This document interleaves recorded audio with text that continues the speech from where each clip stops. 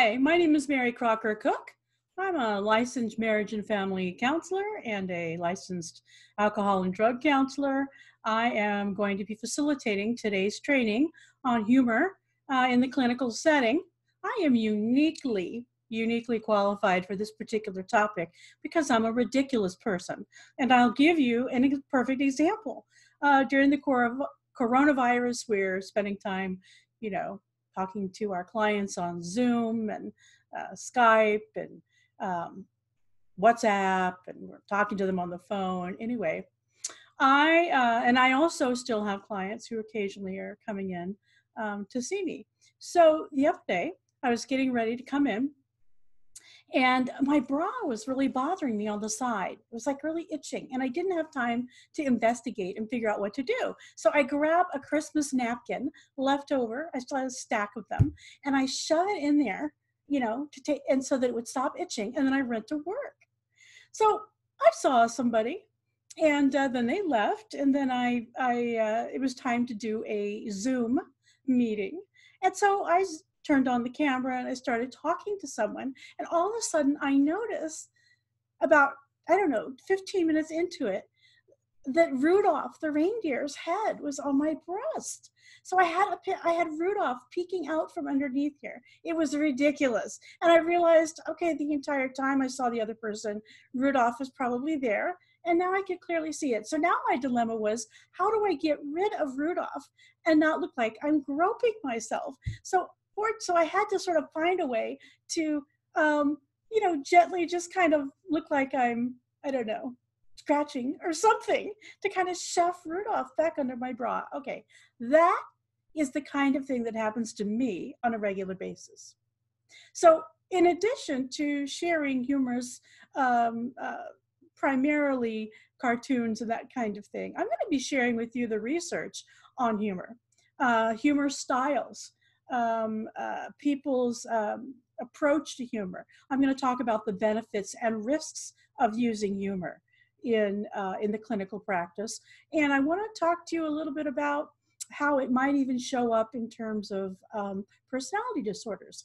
I'm going to have you take a online quiz for your own humor style. And I'm also going to have us watch a 17-minute video that explores it further. So then you'll have a quiz at the end. So all told, this is going to be about a 2-hour continuing education unit, even though I will not necessarily be talking the entire 2 hours. Okay, so let's begin by sharing my screen with you. Like a lot of you, I am learning to play Zoom. Here we go. And so what we're looking at here is humor in the clinical environment again. And I'll start us off with this wonderful cartoon from Victor Yalom, who you might be familiar with. There's a whole collection of them on Psychotherapy Net. It's one of his other talents. Amidst existentialism and group work, he also channels himself into cartooning. So again, don't distract the client from their bad mood. By the way, that is one of the risks that we'll talk about in terms of benefits and risks of using humor. It is quite possible that if you're not careful, the clients can feel like you're being somewhat dismissive or not taking what they have to say seriously. Okay, so the goal of counseling is to help clients feel better and act differently. All models of counseling are attempting to reach this goal by creating intervention in one of 4 areas. And each model intervenes on either feelings, behavior, thinking, sometimes even biochemistry. Humor can affect changes in all 4 areas, and therefore a counselor who learns effective uses of humor increases their ability to be potent in the counseling itself, and actually the opportunity for interventions will increase. I love this particular cartoon. A day by day, a Rogerian counselor. At night, she turned into a psychotherapist. No matter how hard she tried, she couldn't stop the frothy fount of senseless psychobabble from spilling out and dominating the conversation. Just when you thought you were safe, she came to your party. I love this because this is one of those things that makes fun of us because we do have our own language. So I thought I'd share it with you. Okay, just as our physical immune system protects us from toxins in our environment, our psychological immune system protects us from the toxins generated from psychological stressors we experience in the world around us. And yeah, I'm sure you've heard of the term psychological hardiness, right? Some of us, tend to have more resilience, more bounce back than the average bear. Humor strengthens both our physical and psychological immune system. So the physical immune system is bolstered through biochemical changes such as an increase in immunoglobulin A during laughter. Humor helps sustain our psychological immune system by altering the way we feel, think, behave, helping us develop more perspective. Here's another one I love. What little kids learn from Cinderella. A princess can come from anywhere. I should be grateful for what I have. I should always be myself. It's bad when parents die, but mostly pretty blonde girls always get what they want and ugly people are bad. I love that.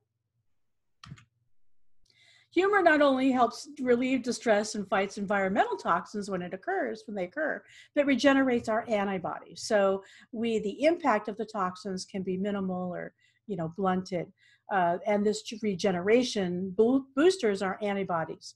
As we experience humor, we stock up on psychological antibodies. So when a potentially stressful event occurs, psychological antibodies are then activated to address our added emotional stress. Before you diagnose yourself with depression or low self-esteem, first make sure you are, in fact, not just surrounded by assholes. I love that. You know what? Sometimes it really is them. I love that. Particularly for those of us who are codependent. You always think it's us. Maybe it's not. Biochemically, humor has been shown to increase hemoglobin A, decrease stress hormones, but it's also been shown to increase our tolerance to pain. Cognitively, humor helps break rigid thinking, resulting in our ability to see the world more realistically and without our normal filters and distortions. So our emotional state is greatly influenced by our perception of the events around us. I mean, if we, that's basic CBT, that mostly what we're trying to shift is our perception of the world, because our perception, our interpretation is what drives our feelings and then drives our behavior. Stressors are not inherently stressful. It's the intensity of stress we experience, which is directly related to the way we perceive and interpret that stressor. Emotionally, humor not only relieves distressful feelings, but helps teach us that we have the ability to manage our emotional states, right? So, a lot of the work we're doing with our clients has to do with emotional regulation, right? Developing emotional regulation skills. And in fact, developing your sense of humor is one of those skills. One can't experience distressing emotions such as anger, anxiety, depression, guilt, resentment, and experience humor at the same time, right? It's true. It tends to, when something's funny, it tends to hijack us. Behaviorally, humor can energize and recharge us and increase our desire and ability to choose activity over inactivity. So we're more likely to greet and connect with others when we experience humor. It's true that shared laughter is powerful. That's one of the joys of going to see a movie in a movie theater, right? Because you have the opportunity to experience this wonderful shared energy exchange with the people around you. Now, humor as a therapeutic intervention. To use humor effectively in counseling, this requires that, one, we do have planned humor in our repertoire, meaning that we have given thought to this part of us or how we might want to use specific things like cartoons, right? Or stories that could be helpful in certain circumstances. Two, we need to be willing to risk using the humor. Right? Anytime we're going to interject into a therapeutic situation, whether it's, again, a story, perception, and interpretation, humor is included in terms of weighing both the timing and client potential reception. 3, assess the client's level of humor and their ability to tolerate humorous interventions. There are clients that truly, part of their difficulty, part of what's causing them distress or pain is, in fact, their inability to see the world with any kind of balance. And so they do have a hard time seeing anything humorous about themselves, being able to have any perspective about the situation. And so in general, they have a tendency to be quite literal. And so if you're going to use humor, it needs to be pretty specific humor, and it needs to be probably more obvious humor, because sarcasm, which is always nasty anyway, but subtle kind of humor may not even register, okay? You also need to be prepared to respond to the client's reaction to the humor. So again, you need to have a sense of them. In general, I would not interject humor until I have a rapport with somebody. I think that's pretty straightforward. We want to have built an alliance where they feel seen and heard accurately. They feel like we actually care about them. Then when you're able to interject humor, it is not dismissive. In fact, it can be used to actually bond. 5, be capable of taking yourself lightly and your work seriously. This is important. So this ability to see myself ridiculously, like to have, Rudolph the Red-Nosed Reindeer on my chest, okay? I know that I'm ridiculous. At the same time, I didn't want to call attention to it, and I didn't want to interrupt the clients, what they're saying to me and how they're feeling about what they're saying to me. So again, I can internally notice that I'm ridiculous and at the same time keep my focus. And that's kind of that stereo thinking that we do for a lot of things. It's basically managing our countertransference. For people that are ridiculous or silly, we do have to pay attention to the fact that we have an internal narrator that can sometimes need to stay our inside voice, okay? Because something will strike us and we need to just shelve it and not let it be out. 6, use humor which is genuine and congruent with who you are. Again, if you in general tend to take yourself pretty seriously, or you tend to hold yourself with a fair amount of gravitas, then yeah, your humor, if you have any, might be sort of dry, subtle, yeah, it may be that no, you're not going to be able to be particularly witty or spontaneously say something. However, you might be good at bringing in cartoons or bringing in other types of humor stories that might be more compatible with the way you present yourself in the world. As with all therapeutic interventions, the counselor has to ask themselves, how will this humor help my client? So again, it's not about gratifying our own need to be humorous. This is hard for me. There's times when I think I'm hysterical and I need to not go there. And we need to focus on, is this in fact the right time to say something? Now, sometimes things are spontaneously just funny. People will say something like I had this client the other day, this couple, and this woman was going on and on about, because there's an age difference, I'd say about 17 to 20 years age difference in the couple, and she's younger. And she was complaining about, stuff having to do with him being sort of parental, and at one point talking about how he says he lets her do things, which of course at her age is, ridiculous, and you can't let me do anything, right? I'm a free agent, I'm an independent person. But then later in the session, she starts to complain about the fact that he hasn't bought a weapon so that he could protect her in case there's a prowler. A very traditional view of his role as a man. And spontaneously, I couldn't help but point that out, that is so funny. And she was able to see the humor in that and go, that's really weird that I actually hold both of those thoughts at the same time. So we were able to laugh about it and look at how it is in real life, which is that we do hold different parts of ourselves, right? So he's got the part of himself that is old-fashioned and sort of, stereotypical in terms of his gender roles. At the same time, he has the part of himself that can stretch and can shift for her. Okay, just like she can shift and stretch and acknowledge that those parts are true for her. So that's an example, okay, of something that will sometimes just arise. Now, here's another cartoon. I love this. Realists, right? the only ones who really know what's going on. I'm half full, I'm half empty, I think this is piss. I love that.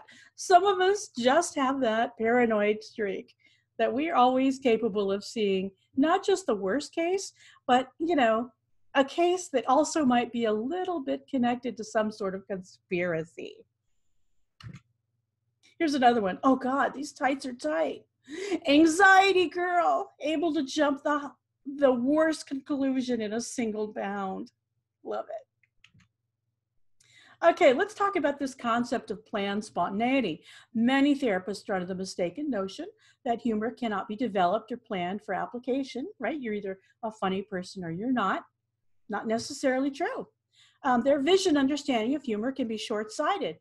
It's often presented spontaneously. However, you can have some tools in your tool bag, and that's why we look at this as planned spontaneity. Effective therapeutic interventions are planned so that we can bring them out if we need to at any moment. Based on our knowledge of the client and the intervention that might be effective, and that includes having maybe a couple of stories stored in the back of your head, or maybe a kind of couple of cartoons that you have nearby that you're able to make reference to. Okay, so you just sort of have them in your toolbox to use. Now, one of the things that you can use that is, if you really want to develop this, either in yourself or your client, is something called the Humor Styles Questionnaire. Psychologist Rod Martin and his colleagues have studied these types of humor and developed the Humor Styles Questionnaire that measures these 4 humor styles. So when we say to someone has a great sense of humor, what we really need to know is the sort of humor the person is prone to use, because that humor style will create very different impressions and have a different impact on other people. So I'm gonna direct you now to the Humor Styles Questionnaire that again looks at 4 trait-like humor styles: affiliative, self-enhancing, aggressive, and self-defeating. The first 2 are considered to be adaptive, so affiliative and self-enhancing. The last 2 perhaps maladaptive functions of humor, okay? So I'm gonna pause and ask you to complete this questionnaire and return to this. And yes, this will include your quiz at the end, okay? So I'm gonna pause and have you go do that. I've given it to you here, HHP www.humorstyles.com, and then there's also the quiz scoring there as well.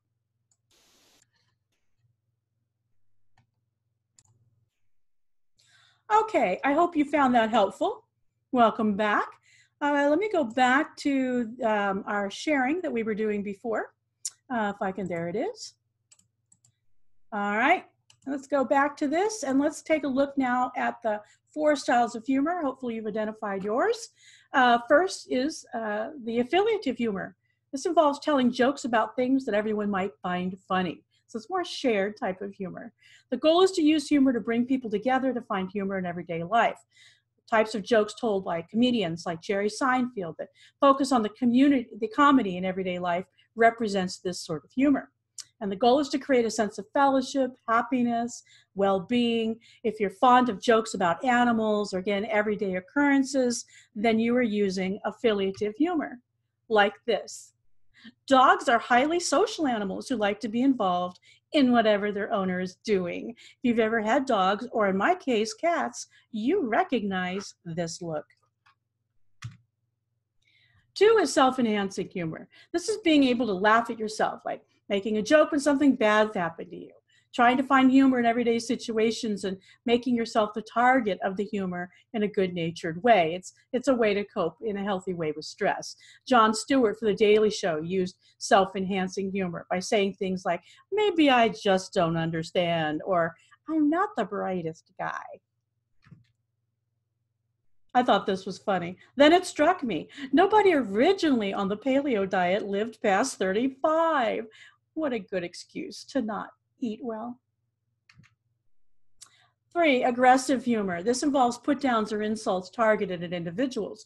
This is the humor used by more aggressive comedians, the put-down artists, Don Rickles, the late Joan Rivers, when it's intended to threaten or psychologically harm others. It's a type of humor sometimes used by bullies.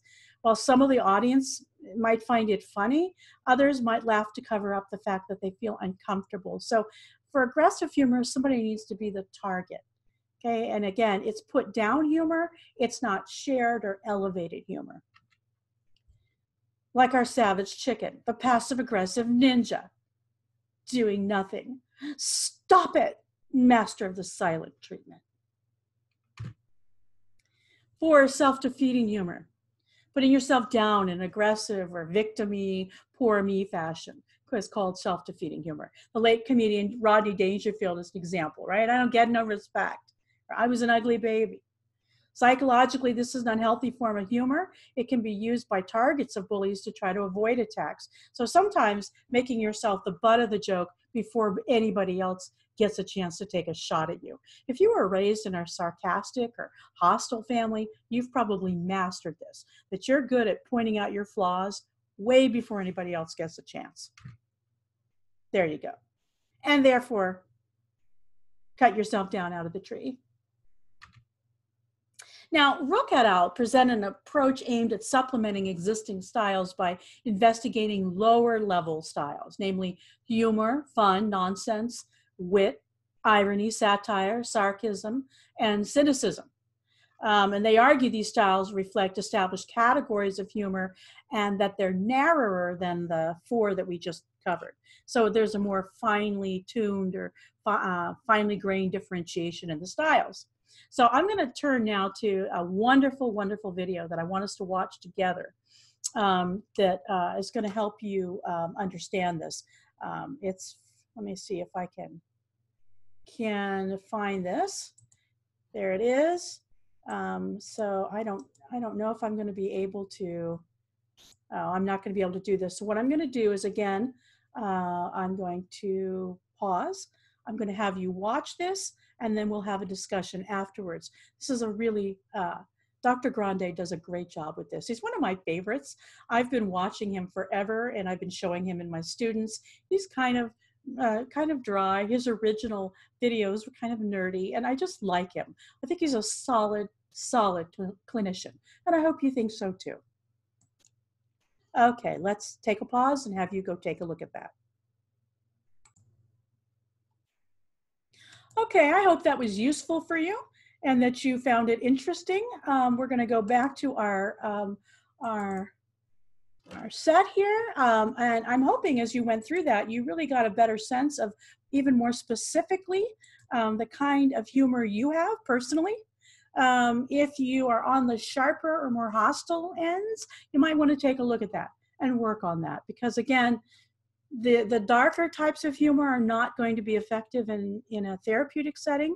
It may help you bond maybe with somebody else who's darker, but in terms of, in general, what we want to do with humor is to use it to collaborate or to connect with our clients or to even elevate them. Okay, that's really the goal. So pay attention if in general you tend to be on the snarky side, because again, that can be pretty hurtful to somebody, even if that is their normal type of humor. The fact that somebody who is the therapeutic expert who uses it may actually give it an extra edge you were not even intending to give it, all right? All right, so the counselor, to be effective, you need to be prepared with humor tools, cartoons, anecdotes, signs, props that could create a wide range of psychological issues. Your choice of tools, again, will reflect you. I have a Wonder Woman doll, a little Wonder Woman Barbie 1940s replica.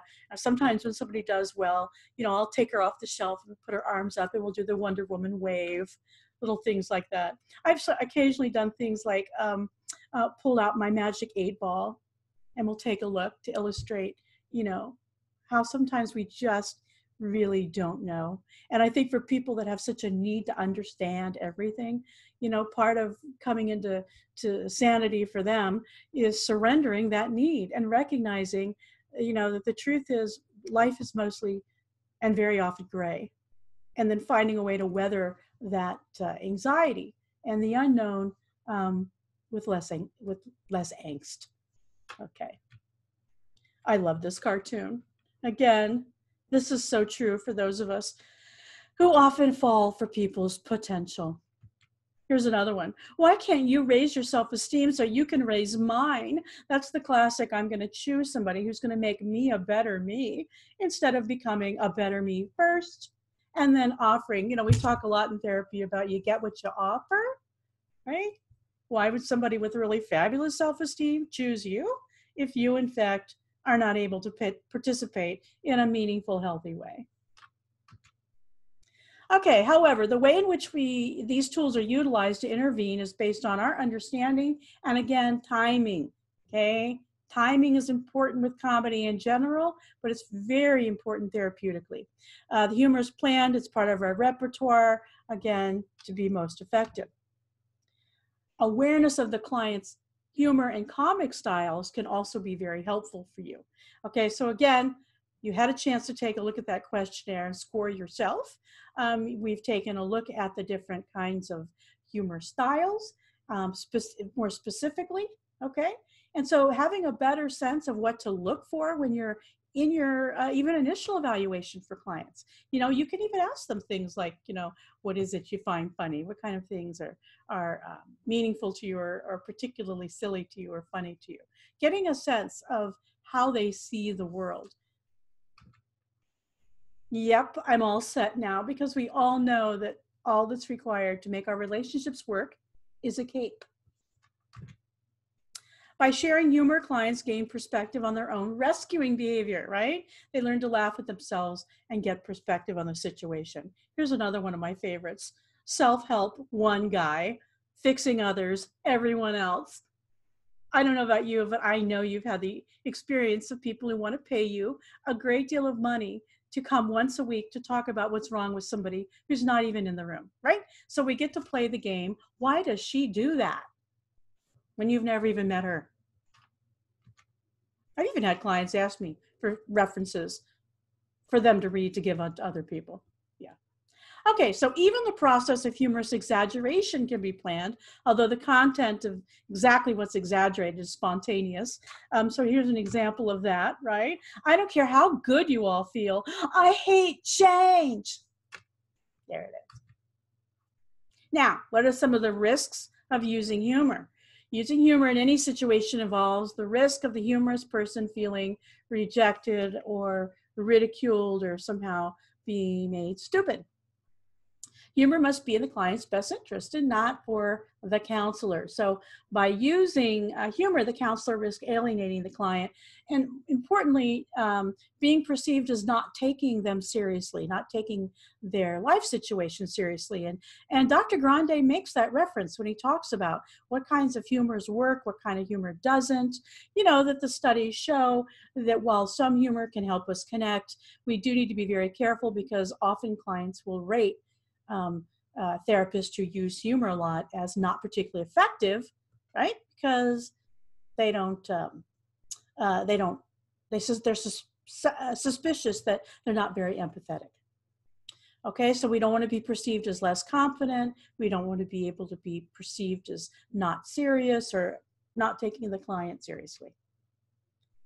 Do you think we're born with our personalities?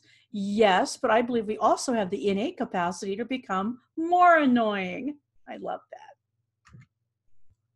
Effective use of humor requires that we assess the client's ability to relate to humorous interventions. And that's the other reason I threw in Dr. Grande, because when you look at those different cluster B personality styles, clearly some of them do not lend themselves to a lot of humor. Assessing the client's ability to therapeutically accept humor. In order for the counselor to attain an acceptable level of risk for using humor, you have to be able to assess their ability to relate to humor. So assessing their readiness to accept humor is not an easy task, but you know, here's some guidelines that could possibly help. First, clients can be asked directly, again, like I mentioned before, what do they find humorous? As they share their humor, you can observe how animated or energized they become. The greater the energy, the more in touch they are with their humor. Because humor is energizing. That's one of the reasons we watch cat videos, okay? Watching silly things literally shifts us. It shifts our perspective and our energy. Also, by knowing what humor the client enjoys indicates the kind of humor best received by the client. So a client who tells jokes might relate to jokes or anecdotes and stories by the counselor, while a client who enjoys cartoons, again, might be more receptive to the kind of cartoons I'm using in this particular training. Second, clients who in their presentation laugh at themselves in situations are more open to humor interventions than obviously clients who don't laugh. So that's the most obvious giveaway, right? When they talk about themselves, are they able to catch themselves or hear themselves? And sometimes one of the signs that you're making therapeutic progress is that while they could not do that when you first began working together, as time goes on, they begin to see their own foibles and ridiculousness. And it requires self-compassion, right? Being able to use their humor in a compassionate way. The depth to which a client can laugh will be directly related to the depth of humor that the person can use therapeutically. Clients will sometimes be able to tease you. I have clients that will tease me, be able to make fun of me. That I think can be a wonderful exchange. Finally, to test a client's level of humor, you might relate a story or a joke that does not directly relate to the client and see what they do with it. See how they respond to that, okay? Happiness is overrated. Nobody ever accomplished anything great while they're happy. That, by the way, is an incredibly common belief that we need to be really against it, right? Miserable. That's where great art comes from. Some people do have a tendency to want to hold on to that self-identity as miserable because they somehow see it as more, more weighty. Gives them more gravitas. Makes them matter more. So, responding to the client's reaction. As with all interventions in counseling, it's critical for us to respond to the client's reaction to this intervention. It's especially true of using humor. When the counselor uses humor, they do take a risk. The humor used is far less important than the reaction to the humor. In addition to the client's reaction, the counselor's ability to understand the reaction and reconnect with the client is crucial, right? Because sometimes we're gonna misstep, we're gonna find something funny, or we're going to make an observation, whip right over the head. It might go. We're gonna need to, bridge back, right? The client integrates humor and seems to react favorably, then we've learned an effective intervention. I'd like to laugh more. I sound like an evil genius when I laugh. If the client reacts negatively, then it's imperative that the counselor repair the damage by understanding their reaction to the humor. So you got to take yourself lightly. Don't get overwhelmed. If you judge incorrectly, you step over, then you need to take the work seriously by effectively responding to the negative reaction, right? Owning it, owning the misstep. So let's take a look at taking yourself lightly and your work seriously. It's essential for the effective counselor to be serious about the process while at the same time taking themselves pretty lightly. Too often counselors become wrapped up in their need to perform effectively. And so when attacked by the client, they're a little bit defensive, ineffective, right? It's like, and we have this all the time. We're not even with humor. I mean, there's certainly times where I've said something I felt was relatively an innocuous observation, and the client gets all fluffy-tailed. I'm not even sure where that's coming from. So counselors who are able to take themselves lightly can unhook from their own defensive reactions, accept that, okay, obviously I've stepped in it somehow, and remain focused on the client. Don't need to defend themselves, explain themselves, but to back up and see what it is the client is seeing and hearing, right? Just like any other fluffy-tailed response. What did you just hear me say, right? And if they're interested in hearing your intention and your perspective, well, then that's valuable as well. Okay, why commit to laughter? Laughter cuts your stress levels in half, promotes relaxation, lowers your blood pressure, results in social bonding, fosters healthy relationships, makes you feel better, increases employment enjoyment, and reduces interpersonal conflict. Laughter is a gift that keeps on giving. That is very true. There are so many reasons for us to be able to integrate who we are and our ability to see ourselves in the world slightly askew. So this last one being genuine and congruent. Effective counselors are genuine and congruent. This means they act and respond in a sincere and honest manner.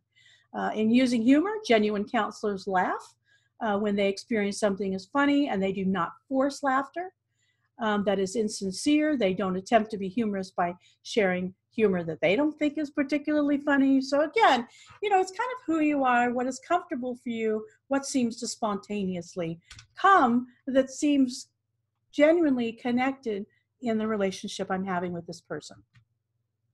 Most of all, I like a man who can make me laugh. Love it. The incongruity theory of humor holds that when we find something funny, when two things are normally kept in separate compartments of the mind, are abruptly and surprisingly yanked together. That part of humor that includes surprise. Like, oh man, I didn't see that coming, right? That's why pratfalls are funny, right? When people fall down. It's funny to people. Humor can be employed to directly intervene to assist clients and to change how they feel. Can even how their biochemistry responds, particularly those of our clients who have strong fight or flight systems. Okay, it might be helpful for them. As with all therapeutic interventions, we need to begin by asking, how will this humor be of value, and then begin to process it. This is my final slide, and I love this slide. To maintain a healthy level of insanity, 1, every time someone asks you to do something, ask if they want fries with that. I love it. In the memo field of all your checks, write for marijuana. Order a diet water whenever you go out to eat with a very serious face. Specify that your drive-through order is to go. Sing along at the opera. 5 days in advance, tell your friends you can't attend their party because you have a headache. When the money comes out of the ATM, run screaming, I won! I thought about doing that at the Coinstar the other day when as the money was clanging, I win! It's very silly. And when leaving the zoo, start running toward the parking lot yelling, run for your lives, they're loose. And the final way to keep a healthy level of insanity, pick up a box of condoms at the pharmacy, go to the counter and ask where the fitting room is. Love it. Love it. Love it. Anyway, I do have a list of references there where the material was drawn from. And so at this point, if you're watching this for continuing education, you'll go ahead and fill out your quiz, and then you will send it back to me with the instructions that I've sent, and then I will send you your certification.